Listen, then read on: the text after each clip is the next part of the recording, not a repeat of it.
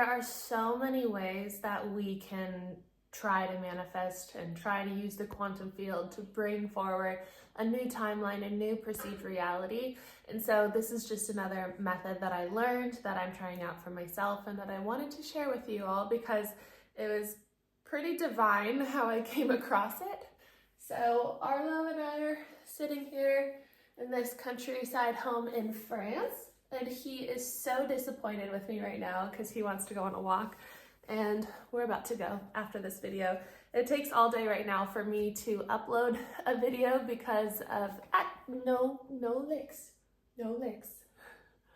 because of the Wi-Fi situation. So I'm going to record this and then have it upload until like 11 p.m. here French time. Good boy, huh? So I have in front of me my Kindle. Last night I was just going through the books that I have on here and kind of deciding like what I should read next. And I have like my fiction books. I'm reading the Sarah J. Maas series. I finished the Court of Thorns and Roses series, and now I'm on, I'm so bad at the names. I'm on the third book, I believe, in a Court of Wings, and I don't know, the other series. I should know, but I understand the storyline. That's all that's important. And so anyway, I clicked on a book that I have in my library, and it's Wisdom Codes, and I had just ordered the sample, and I was like, let's check it out. I love all things codes. I feel like that's kind of part of my purpose, is to understand the codes that are coming through in this new earth, new paradigm shift that we're all going through. And so it was really fascinating. So I got the full book, and then I was trying to go through it and just like find ones like on specific topics, but somehow I was like getting lost in the book and the pages, and there was no page numbers, and I was like, am I going forward or am I going backwards? Like I was like, is this book broken? And so I just kept clicking, trying to like figure out how to get to like a resource page, or a page that tells you all the pages. And then I ended up on page 142 randomly, and it was talking all about the concept I am that I am. I saw that as I like read the page. I was like, okay, I feel like I'm meant to be here, so let me read what this is. It says I am that I am. And here on my back, can you see? This feels funny showing you, but I have this tattoo, and please excuse me, Arlo. And it's I am that I am that I am. And I got it when I was at a retreat with my mom in Sedona, and she doesn't know about it, but it's partially to her, and something just that I've learned through my experience of like going on this spiritual journey, and just a meaning that feels so true. Like I am that I am that I am feels like the truest thing, right? It's like, and then when I was reading about it in this, it talks about how, excuse you, Arlo, how God was apparently telling his name, and what was coming through was Asher, or Ea, Asher, Ea. And it's not that that's actually God's personal name, according to these texts. It's like a combination of all these different texts, like the Bible and everything all in together. And so it's interesting learning about this history of religion and what was communicated and all that. But the meaning of that name that God was supposedly saying is his name, or one of his names, is I am that I am. And so what I've known about I am that I am is that that is true. Like the I am is God. And to me, it's like we all are part of this source energy. We all are one with God, and it simply is just that. It is the I am. It is this infiniteness. And so then I was like, all right, you got my attention. Let's go a little further. And so each one of these codes, or these like chapters, pretty much has a code in it that you can then apply to yourself. You can use these words because words have vibration and they shift things within us, within our field. And I like that this book also talks about the quantum field. And so that also got me kind of thinking more about Joe Dispenza's work, and how like in his meditations, I've been doing his morning and evening meditation for a while now. I saw today it was made in 2015. I think I got it in 2020 maybe. And so you can do one in the morning, one in the evening. It's like a 30-day thing. I think that it's really great. And in those recordings, he talks about the field, and he wants you to become aware of the field around you and aware of the space. I don't think he actually uses the word field in this. I think he does in like his books and stuff. But in this meditation, it's the space around you. So when we're becoming aware of the space around us, we're becoming aware of the field around us. I was just listening to a podcast with Mimi something. She created the app Superhuman, and she was on the podcast Almost 30. And I believe they were talking about how they were studying a certain type of cancer in women, and how all of them, they were able to read their field, like their energetic field, and they all had the same kind of almost like issue in their field. I don't know the right word, issue in their field happening that related then to this manifestation of this certain cancer, or it was at least a common denominator with all these people going through this cancer. And through an elongated part of the study, it showed that people that didn't have the cancer but did have this showing up within their energetic field did develop it later on. And so then I was like, oh shit. Like, okay, yes, we understand. We understand a step further about the field and affecting our field. And so what's going on in it is really important. And this chapter actually was talking about, I believe it was this chapter, I only read 2. The other one was on the poison arrow, which is fascinating because they use poison dipped arrows in the fiction book that I'm reading as well. So there's always these like divine synchronicities. And even though the fiction book is that right? Nonfiction. Oh my God, I get them. It's a fantasy book. Which one? You know when you tell yourself something's confusing and then you're like, it's confusing. Like I used to have a teacher, I think it was math, but they would always say like, okay, this one's really hard to understand. And then I'd be like, oh my God, I can't understand it, because we're so easily programmed. So I would just take that out of your mind. I'm going to figure out which one is which, and I'm going to just wire it straight in my brain. So I don't do this anymore because I always do it. It's a pattern. We just relive our patterns over and over and over. So anyway, the poison dipped thing, it's in that book too. And the mirror. So I was talking about the mirror, our field. I just looked down right onto the sentence of it. But our field, or our physical perceived reality, is an honest mirror of what's going on in our field. It's not going to lie to us, right? So what's going on outside in your perceived reality is just an honest reflection of what's going on within you, within your energetic field. So if you can shift your field, your energy, you can shift matter. And so that's what Joe Dispenza talks about, is it starts with the field, with the energy, and then we're shifting matter. And so we have a lot of power in creating our reality. We are infinite beings. If that resonates with you, it for sure resonates with me. We are part of the I am, part of this unconditional love, this oneness, right? And so we come to earth, we agree to forget the truth of who we are, and we go through many processes, many experiences, many soul contracts in order to remember, and to then from that place create a life that is soul aligned.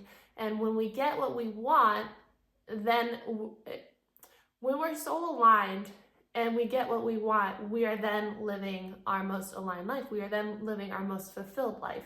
If we're not creating from a place of soul alignment, from a place of alignment with the truth of who we are, then we're living someone else's life. And it's, even if you get all the money, you get like the perfect person on paper, you get whatever, the perfect job, the perfect home, and it doesn't feel fulfilling, it's probably because it's not right for you. It's not what your soul actually wants. You've been so pushed down this path of conditioning that you just haven't been able to design the life that you want yet, but it's completely possible for you to shift that. And it takes just this dedication and this commitment to changing your field, to changing your energy, to changing the patterns within you. And it takes a lot of mental rehearsal. I saw someone on like a reel, or it might have actually been a YouTube short, and she was being interviewed. I think she lived in Orange County, and that's why it like got my attention. But she was talking about mental rehearsal and about how the patterns within our brain and within our computer system, like our mind is just a computer system, and if we're living things that are not desirable, it's like we have a virus within our mind, which is just like another way of saying that we have patterns and conditionings that have been teaching us how to live a life that is not ours. So we can take back control of our life by doing this mental rehearsal, which was a term that she said, and it's not like anything super complex, but it really was like, oh yeah, that's simply what it is. Like when you mentally rehearse the version of you that you want to be, the frequency of you that you want to be, when you mentally rehearse gratitude, it's not even just mentally, it's like embodying it, right? It is mental because like your brain starts it, but then you're choosing to embody that frequency, then you're shifting the field. And so this one from this book, Wisdom Codes, says, number one, in order to do this method, you just have to be very clear about what you are choosing to will into existence. To will. I like that it says that, because when you're choosing, you're using your free will, right? And so we all have the ability to use our free will. Our mind chooses, our soul knows. So when you allow your mind to choose what your soul wants, then you get to create this beautiful life of a soul-aligned timeline. And so, number one, be very clear about what you are choosing to will into existence. Number two, be free of judgment and attachment with respect to the outcome. So if you've been with me a while, for the past 2 months that I've been sharing on here, we've talked a lot about transurfing, the book Transurfing. And so within that book, it talks a lot about the quantum field and how to actually bring things into your physical reality, your perceived reality, by shifting timelines. And so you do so by exactly this. You use your free will to choose what your soul wants, and then you let go of all attachment and judgment. And so it was really nice to see this exact format within here too. So let go of judgment and attachment with respect to the outcome. So how do we do that? We do that by not giving it importance anymore. And it is kind of like a mind game almost that we have to do, but it's very important that we cannot latch onto the thing that we are trying to manifest and make it this like, I can't wait for it to be here, or oh my gosh, like this is gonna save me, oh my, like then we're putting it outside of ourselves, we're pushing it away. We are not in the same frequency as it if we're doing that. So a way to do it is like, okay, number one, have a backup plan. Like what happens if we don't get this thing that we want? Have a backup plan, because that immediately releases this like attachment, this need for it. And as soon as we don't need it, it can appear. We hear that all the time in like dating, right? It's like you go on all these dates, you're trying to find the one, and as soon as you just are like, I'm just gonna focus on me, whatever, then they come into your life, because you let go of the attachment, the resistance. We want to let go of the resistance. And so we can do that by thinking of a backup plan, but also thinking of like worst case scenario. Okay, like what happens if this doesn't happen for me? And then it's like, okay, then this happens, and then this happens, and then and then it's like, oh, well, I'll still be fine. And that alchemizes it as well. So we're going to be very clear about what we are choosing to will into our existence. And we are going to be free of judgment and attachment with respect to the outcome. Okay? And then with the topic of this code being the I am that I am, or also interchangeably I will, which I tried it out a few times using this term and speaking it in what we're about to go into, but it didn't really work as well. And it kind of says that in the book too for all the other codes as well. Like sometimes the grammar and the words and like they just don't sound normal to our mind and how we would speak nowadays, but I am works.